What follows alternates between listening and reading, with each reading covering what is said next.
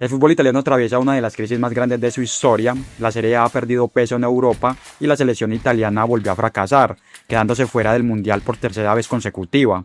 Pero ¿cómo pasó el calcio de dominar Europa hasta comienzos del siglo a convertirse en una liga en decadencia? Hoy vamos a repasarlo en este video. There's Rooney, overhead kick, oh my word, that's amazing, that's sensational, I just can't believe what I've seen, only Wayne Rooney can produce a piece of genius like that. El calcio italiano supo ser la liga más competitiva del mundo desde los 80 hasta gran parte de la década del 2000. Su auge se dio principalmente por dos factores.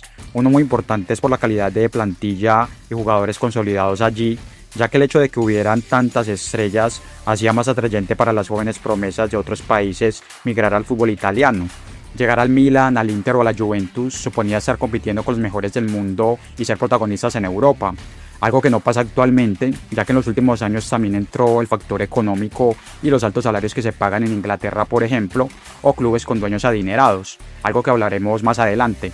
Volviendo al tema de los futbolistas, en los años 80 teníamos nombres como Maradona haciendo historia en el Napoli, Paolo Rossi en la Juventus, Michel Platini ganando 3 balones de oro, Franco Baresi, Van Basten y Ruud Gullit en el Milan, o Rummenigge y Lothar Matthaus en el Inter.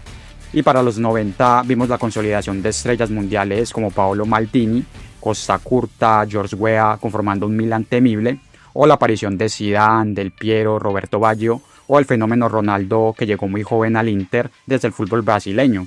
Además, en esos 20 años, desde 1980 al 2000, 13 veces el ganador del Balón de Oro fue futbolista que militaba en esta liga.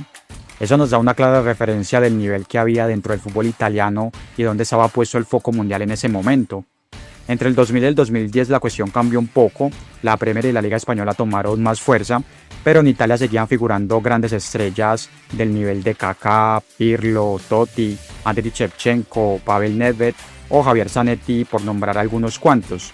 Pero si comparamos el nivel de esos futbolistas con los más destacados en la actualidad, hay una clara diferencia.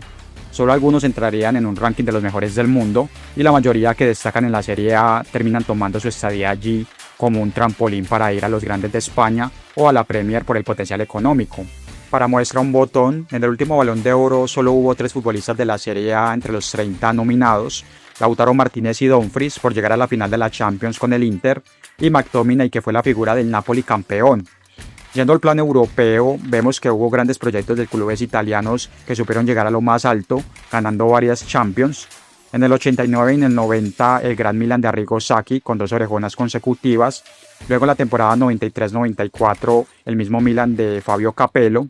Solo 2 años después la Juventus con Marcelo Lippi y Alessandro Del Piero, Gianluca Vialli y compañía. Y en la década del 2000 al 2010 3 títulos se fueron para Italia. El Milan en la temporada 2002-2003 venciendo en la final justamente a otro club italiano y en la 2006-2007 con Carlo Ancelotti. Además de la gran campaña del Inter en 2010 con José Mourinho ganando el histórico triplete. En esa década los equipos italianos llegaron 4 veces a una final de Champions y solo cayeron en la muy recordada final del Milagro de Estambul de 2005 que pierde el Milan frente al Liverpool. Pero desde 2010 también llegaron 4 veces a la final y no sumaron ni un solo título. 2 derrotas de la Juventus frente a Barcelona y Real Madrid, siendo buenos equipos, pero enfrentándose a los mejores de la época. Y el Inter, que con menos calidad se las arregló para meterse 2 veces, pero sin poder tumbar a 2 clubes con un poderío económico muy por encima. Como vemos, el Milan ya no aparece por aquí, perdió totalmente ese dominio que tenía a nivel local y europeo. Otros clubes tampoco han figurado más allá de alguna buena temporada de la Roma llegando hasta semifinales o el Napoli con algún proyecto corto, pero no mucho más. Es aquí donde pasamos al segundo punto que siempre es muy importante señalar, sobre todo en el fútbol actual, y es la brecha económica que se ha venido creando en Europa. Haciendo una revisión rápida, en la década del 90 la Serie A fue la liga que más gastó en fichajes, con cierta diferencia por encima de la Premier League, que fue la segunda, y de la Liga Española. Para la década del 2000 la Premier con la entrada de los jeques tomó ese primer puesto, pero la Serie A seguía estando relativamente cerca. Allí estamos viendo las cifras. Sin embargo, ya en los últimos 16 años la diferencia es abismal y desde allí se entiende también la caída del fútbol italiano.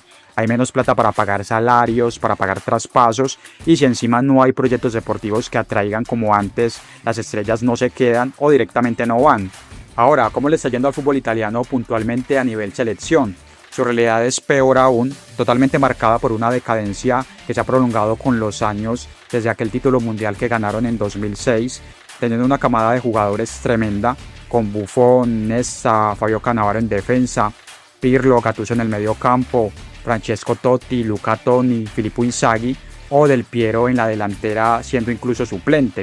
Sin ser una super selección a nivel colectivo, hasta ese momento Italia lograba sacar grandes futbolistas que los mantenían compitiendo en mundiales y Eurocopas y dentro de su propia liga.